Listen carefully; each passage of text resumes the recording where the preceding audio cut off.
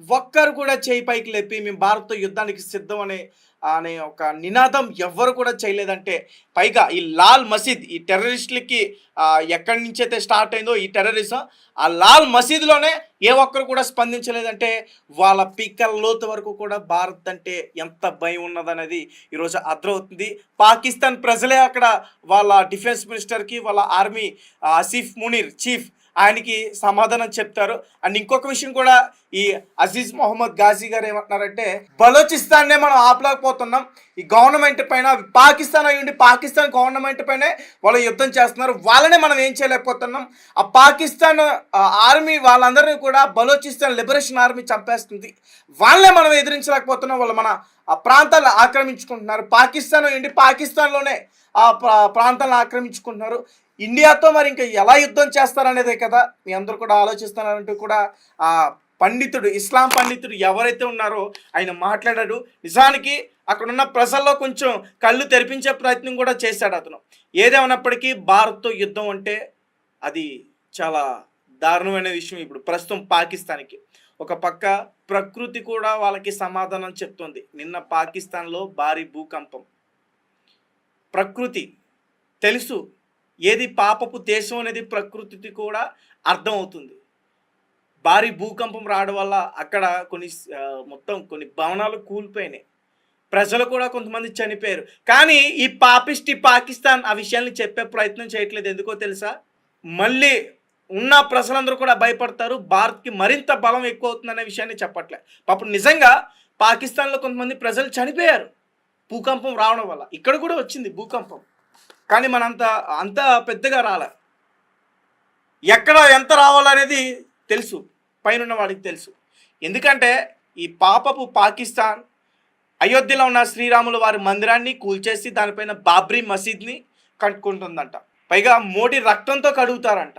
ఒక పార్లమెంట్లో ఒక minister, peoples party, Pakistan peoples party ఒక మహిళ మినిస్టర్ ఆమె మాట్లాడుతుంది, బాబ్రీ మసీద్ కావాలంటే పాకిస్తాన్లో కట్టుకోండి, కానీ రామాయణం కూల్చి ఇక్కడ దానిపైన బాబ్రీ మసీద్ని కడతానన్నారు చూసారా? అది మా భారతదేశంలో ఉన్న ప్రజలకి దాన్ని ఎవరూ కూడా తీసుకోలేకపోతున్నాం. దానికి మేము సమాధానం ఇవ్వాలనే అనుకుంటున్నాం. ఖచ్చితంగా మీకు దానికి సమాధానం ఇస్తున్నాం. త్వరలో చూడండి. చీకటితో కమ్ముకున్న పాకిస్తాన్ త్వరలో మీకు కనిపిస్తబోతుంది. అలాగే ప్రపంచ పటంలో ఈ పాకిస్తాన్, పిరికిస్తాన్, పాపపు అదంతా కూడా అసలు ఎక్కడ కూడా మనకి కనిపించదు. అదంతా కూడా మనదే, పిఓకే మనదే, పాకిస్తాన్ మనదే, పాకిస్తాన్ ఇంకా లేదు. జై హింద్, జై భారత్. బ్రేకింగ్ న్యూస్, పాకిస్తాన్ లో ఒక దారుణమైన సంఘటన జరిగింది. లాల్ మసీద్ లో నమాజ్ చేయడానికి వచ్చిన వ్యక్తులందరినీ కూడా ఇస్లామిక్ పండితుడు అబ్దుల్ అజీజ్ గాజీ, మరి పాకిస్తాన్ కి ఇండియాకి వార్ జరగబోతుంది, పాకిస్తాన్ కి ఎంతమంది మద్దతు ఇస్తున్నారంటే ఏ ఒక్కరు కూడా చేయలేపలేదు.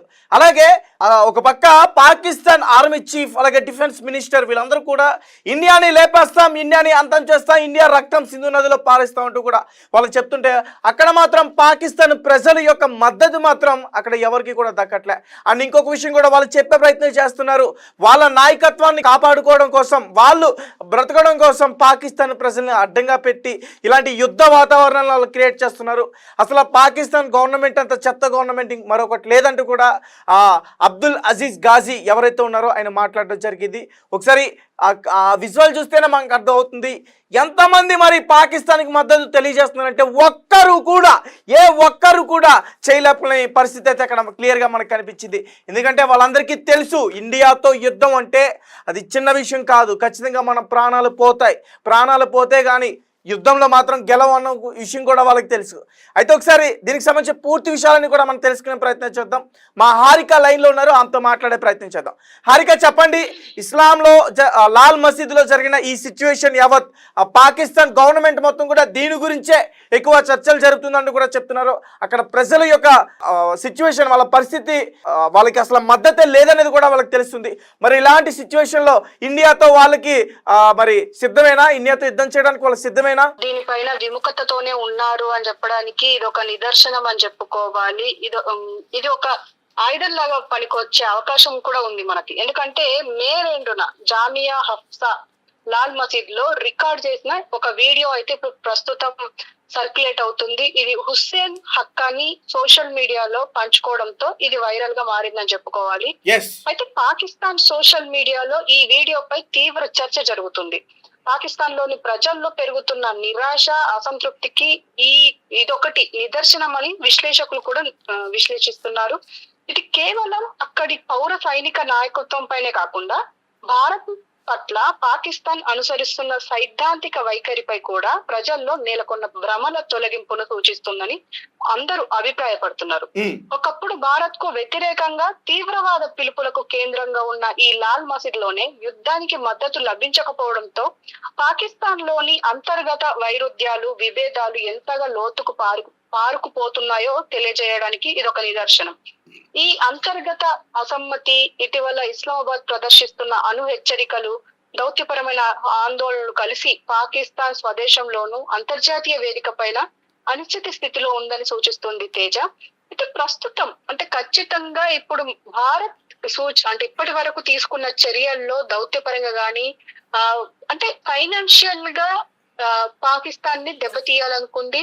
ఆల్రెడీ అదే చర్యలు చేపట్టింది, అది సక్సెస్ఫుల్ గా అయ్యింది కూడా.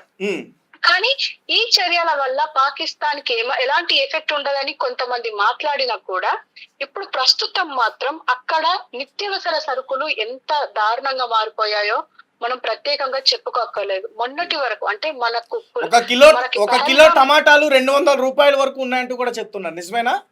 Yes, exactly. ఎందుకంటే మధ్య తరగతి కుటుంబాలే కాదు, అసలు ఎవ్వరు బతికేలాగా లేవు అక్కడ. నిత్యావసర సరుకులు అయితే ప్రస్తుతం మనకి ఇక్కడ ఉల్లిగడ్డలు, పప్పులు, ఉప్పులు కొంచెం రేట్లు పెరిగాయి, ₹1 రేటు పెరిగిందంటే అమ్మో ఇంతనా అని చెప్పి మనం అనుకుంటుంటాము. కానీ అక్కడ పరిస్థితులు తీవ్రంగా మారిపోయి నిత్యావసర సరుకులు గాని, వాటర్ కి గాని ఇప్పుడు మొన్నటి వరకు అంటే ఇప్పుడు బేసరన్ వ్యాలీలో అటాక్ జరగక ముందు వరకు గోధుమ పిండి కోసం కొట్టుకునేవారు. ఇప్పుడు ప్రతి వస్తువు కోసం కొట్టుకునే పరిస్థితి వస్తుంది అని చెప్పేసి విశ్లేషకులు మాట్లాడుతున్నారు. ముఖ్యంగా అంతర్యుద్ధం రాబోతోంది పాకిస్తాన్ లో అని చెప్పేసి అంటున్నారు. అయితే దీనికి సంబంధించి మనం ఇంకా మాట్లాడుకోవాలంటే ఈ ప్రస్తుతం పాకిస్తాన్ లోని ఇస్లామాబాద్ లో ఉన్న ఈ వివాదాస్పద లాల్ మసీద్ లో ఈ ఘటన చోటు చేసుకుందని చెప్పుకోవాలి. అయితే భారత్ తో యుద్ధం జరిగితే పాకిస్తాన్ కు మద్దతుగా నిలుస్తారా అని అక్కడి మత గురువు మౌలానా అబ్దుల్ అజీజ్ గాజీ తన అనుచరులకు ప్రశ్నించారు. ఒక్కరు కూడా పైకి మసీద్ లో వచ్చిన వాళ్ళందరినీ కూడా ఆయన ప్రశ్నించే ప్రయత్నం చేశారు. మరి ఎంతమంది పాకిస్తాన్ కి మద్దతుగా నిలుస్తున్నారని. కానీ ఏ ఒక్కరు కూడా నోరు మెదపలేదు, కనీసం చెయ్యి కూడా పైకి లేపలేదు. మేము పాకిస్తాన్ కి మద్దతు ఇస్తున్నామని ఏ ఒక్కరు కూడా చెయ్యి పైకి లేపి చెప్పలేదంట. ఈవెన్ ఆ వీడియోలో కూడా మనకి ఇప్పుడు ప్లే అవుతున్న వీడియోలో కూడా అసలు ఎలాంటి అంటే అసలు మాకు యుద్ధం కావాలి, పాకిస్తాన్ కి మేము మద్దతు ఇస్తున్నాం అని చెప్పి ఒక్క సూచన కూడా అక్కడ కనిపించడం లేదు. అక్కడ ప్రజల్లో భారత్ తో యుద్ధం అంటే భయం ఉంది. పూర్తి నిశ్శబ్దం వాతావరణం నెలకొంది అని చెప్పుకోవాలి. అయితే ఈ వీడియో ప్రస్తుతం అటు పాకిస్తాన్ లోనే కాదు ప్రపంచం మొత్తం ఇది సోషల్ మీడియాలో వైరల్ అవుతుందని చెప్పుకోవాలి. ఎందుకంటే జమ్మూ కాశ్మీర్ లోని పెహల్గామ్ లో ఏప్రిల్ 22న జరిగిన ఈ ఉగ్రదాడికి సంబంధించి 26 మంది ప్రాణాలు కోల్పోయినా దాదాపు 2 వారాల తర్వాత ఈ పరిణామం జరగడం అంటే కొంచెం డిఫరెంట్ గానే చూడడానికి డిఫరెంట్ గా ఉన్నప్పటికీ, ఎందుకంటే పాకిస్తాన్ వాళ్ళు పాకిస్తానీ మత గురువే డైరెక్ట్ గా అడుగుతున్నా కూడా మద్దతు తెలుపకపోయేసరికి ఇది నిజంగానే ఆశ్చర్యంగా ఉంది.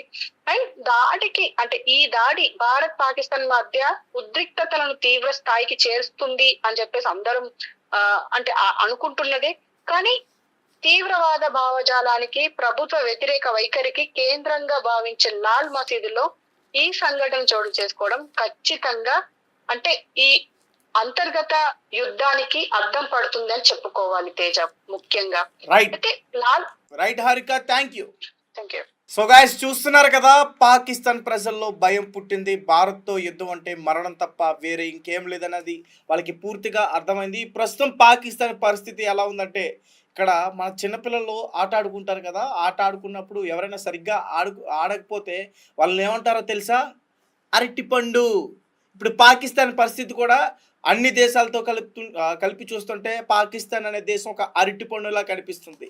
దాని తొక్క ఒలిచేస్తుంది ఇండియా మరికొన్ని గంటల్లో. ఖచ్చితంగా పాకిస్తాన్ పెద్ద పాకిస్తాన్ ఇప్పుడు దాన్నంతూ చూడబోతున్నాం. మరి వీళ్ళేమో ఆర్మీ చీఫ్లు, వీళ్ళ డిఫెన్స్ మినిస్టర్లు, ఇంకా వీళ్ళ నాయకులందరూ కూడా మరి ఇండియాని మ్యాప్లో లేకుండా చేసేస్తాం, మాకు చైనా సపోర్ట్ ఉంది, మాకు టర్కీ సపోర్ట్ ఉంది, ఒక పక్క బంగ్లాదేశ్ సపోర్ట్ ఉంది అంటూ కూడా మాట్లాడుతున్నారు.